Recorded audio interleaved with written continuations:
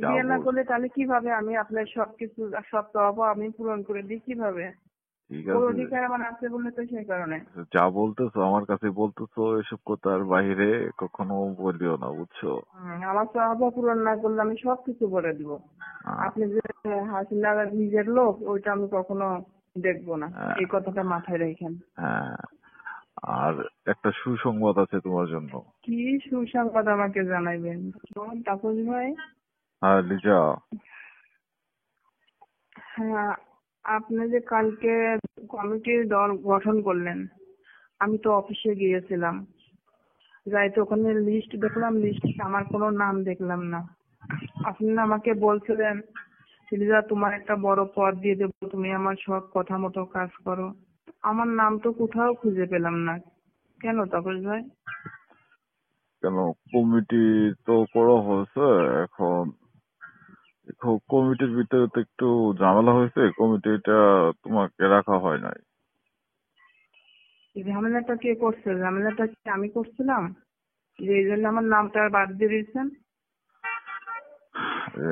এইখানে তো মনে করো যে তোমাদের যে কাউন্সিল ওয়ার্ড আছে, এখান থেকে তো অনেক লোক চলে আসছে। ঠিক আছে, তোমাকে পদ লাগে কেন? অনেক লোকের তুমি তো এমনিতে আমার কাছের মানুষ। আপনার কাছের মানুষ বলে তো আমার পদের দরকার ছিল, যাতে সেই পদ অনুসারে সেটার কাজ কর্মের ভিতরে যাতে আমি আপনার সঙ্গে সময় পাস করতে পারি। কিন্তু এতদিন আপনার আমার যে সম্পর্কটা ছিল তার তো কোনো পদ ছিল না, আমার তো কোনো পদ দেন নাই। আপনি বলছিলেন যে লিস্টটা যখন আসবে কমিটি গঠন হবে তখন আমি তোমার বড় একটা পদ দিয়ে দেবো, তুমি এই নিয়ে কোনো টেনশন করবে না। যে কারণ আমি হচ্ছে হাসিনার কাছের মানুষ, আমার প্রতি তোমার বিশ্বাস আছে, বিশ্বাস রাখতে পারো, এইটা আমাকে বলছিলেন। আচ্ছা শোনো লিজা, আমি তো তোমাকে তো আশ্বস্ত করছি যে এর থেকেও বড় পদ তোমাকে দিয়ে দেবো আমি। তুমি তো ছোট পদের জন্য তো মাতামাতি করতে হবে না।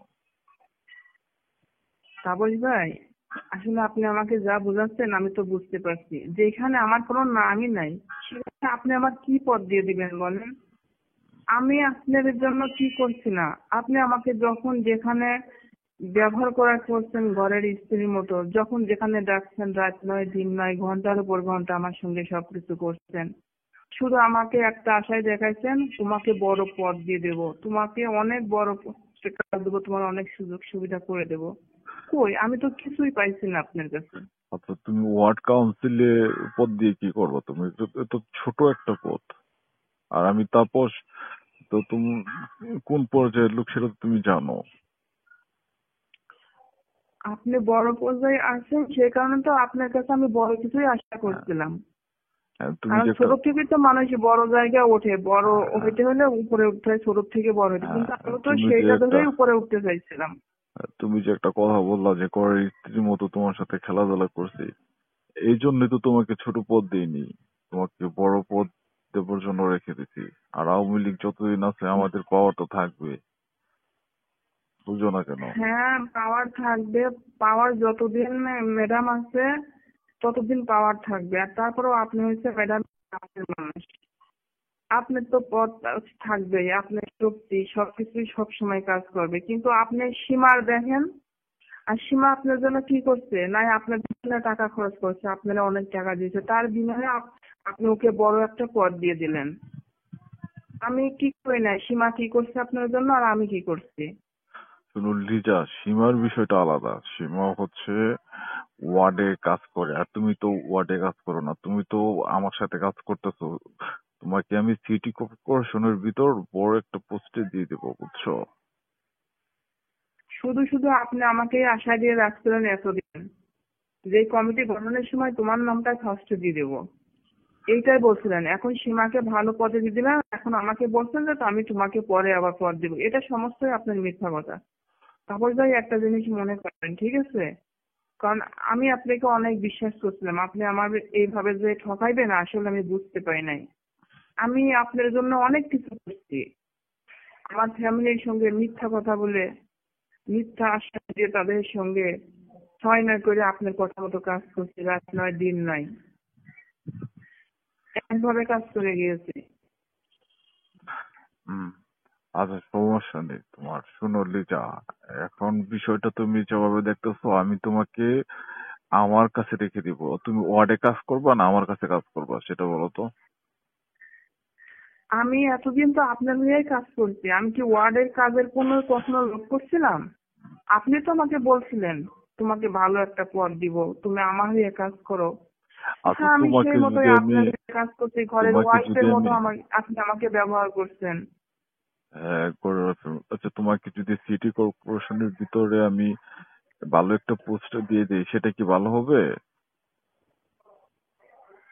আর ভালো মন্দ সেটা তো আপনি আমার থেকে বেশি বোঝেন, আমি তো এত কিছু বুঝি না। এত কিছু বুঝতে তো আমি অবশ্যই যে পদটার হ্যাঁ, দিয়েছেন আমি তাহলে তো ওইখানে যে। যেহেতু হ্যাঁ। তুমি বলতেছো তুমি কিছু কিছু বোঝো না, তাহলে আমি যেটা করছি আমার উপর আশ্বস্ত রাখতে পারো তো। হ্যাঁ, আপনার এটা তো আমি বিশ্বাস করছি, তো এখনো বিশ্বাস করি, করে আসছি, এখনো করি। হ্যাঁ, আর আপনার আমার মনে হয় কি আপনি বিশ্বাসটা রাখতেছেন না, বিশ্বাস মতো কাজ করতেছেন না। আমি বিশ্বাস রাখতেছি না যে সীমাকে যে পদ দিয়ে দিচ্ছি, তো ওয়ার্ড কাউন্সিলের সভাপতি, ওটা তো একটা ছোট পদ, ওই পদ দিয়ে তুমি কি করবা? আমার তো মনে হয় যে এখন 6 মাসের ভিতরে আপনার কোনো কমিটি গঠন হবে না। তার মানে এখনো কি আপনার হয়ে আমার এভাবে কাজ করতে হবে, আপনার কাজগুলো করতে হবে, আমার কথা শুনতে হবে? এভাবে আর কতদিন আর করাবেন আমার দিয়ে? মাত্র তো যে করোনার একটা সিচুয়েশন গেল, করোনার একটা সিচুয়েশন গুলো, সমস্ত জায়গায় লকডাউন, কত কি ঝামেলা টামেলা হলো। এখন কমিটি যেহেতু গঠন করা শুরু হয়েছে, এখন অল এভরিথিং কমিটি গঠন করা হবে। এত তুমি ব্যস্ত হবার কোনো কিছু নেই। তুমি জাস্ট আমার সাথে থাকো, দেখো কি করি তোমার জন্য, বুঝছো লিজা? এই জন্য তো বলছি এখন সিচুয়েশন তো ভালো না। মাত্র গঠন হলো, আরো 6 মাস বছর চলে যাবে আবার নতুন করে কমিটি দল গঠন করতে। এতদিন আপনাকে শুধু আমার এই অবৈধ কাজ করতে হবে, আপনার সঙ্গে খেলাধুলা করে টাইম পাস করতে হবে? কেন, এটা কি তুমি অবৈধ কাজ বলছো কেন? তুমি আমাকে আমি এটা ভালোবাসো। আর এটা আর আমি করব না তাপস ভাই, আমি এটা আর করব না। আমি আপনাকে বিশ্বাস করছিলাম, আপনি আমার বিশ্বাসটা ভেঙে দিয়েছেন।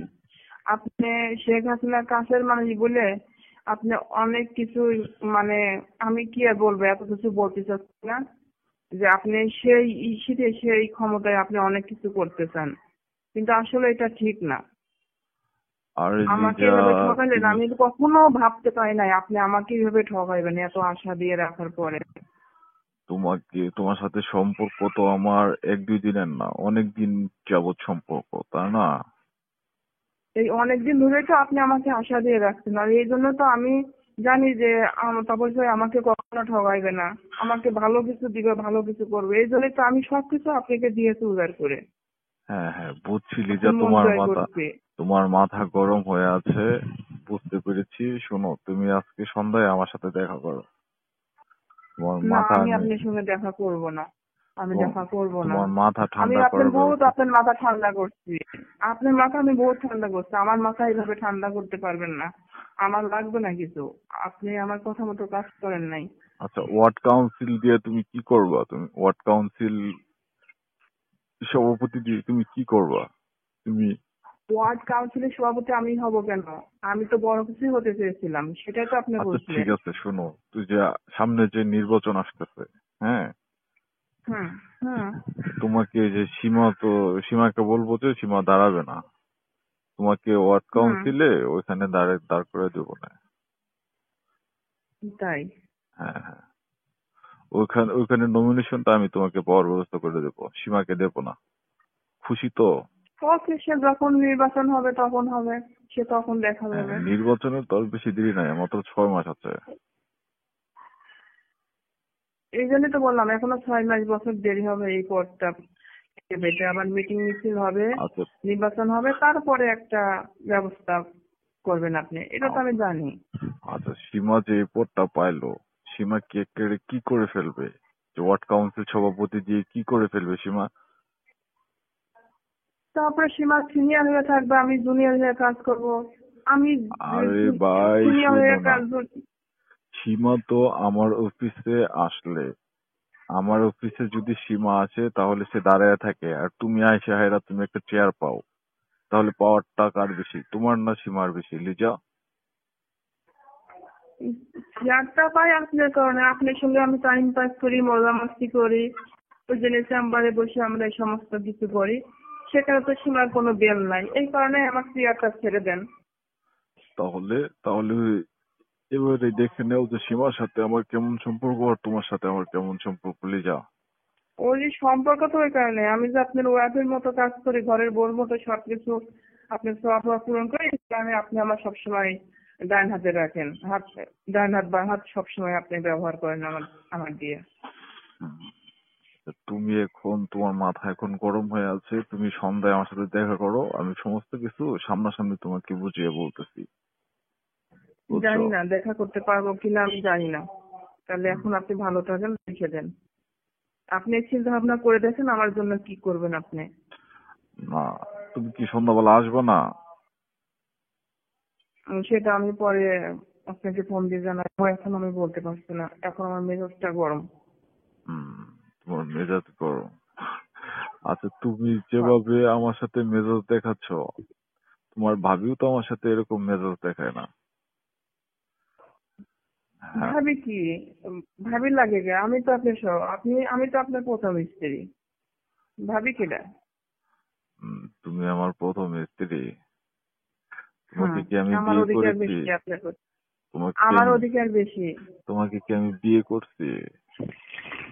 হ্যাঁ, বিয়ে করছেন। তাই দলিল নাকি? লাগবে না, দলিল ছাড়া বিয়ে করছেন, হ্যাঁ। দলিল ছাড়া বিয়ে করছি? আচ্ছা, হ্যাঁ। যা বিয়ে না বল। করলে তাহলে কিভাবে আমি আপনার সবকিছু, সব চাওয়া আমি পূরণ করে দিই কিভাবে? ঠিক ওর আছে, অধিকার আমার আছে বলে তো সেই কারণে। ঠিক আছে, যা বলতেছো আমার কাছে বলতেছো, এসব কথার বাইরে কখনো বলিও না, বুঝছো? আমার চাওয়া পূরণ না করলে আমি সবকিছু বলে দিব। আহ, আপনি যে হাসিনা নিজের লোক, ওইটা আমি কখনো দেখবো না। আহ, এই কথা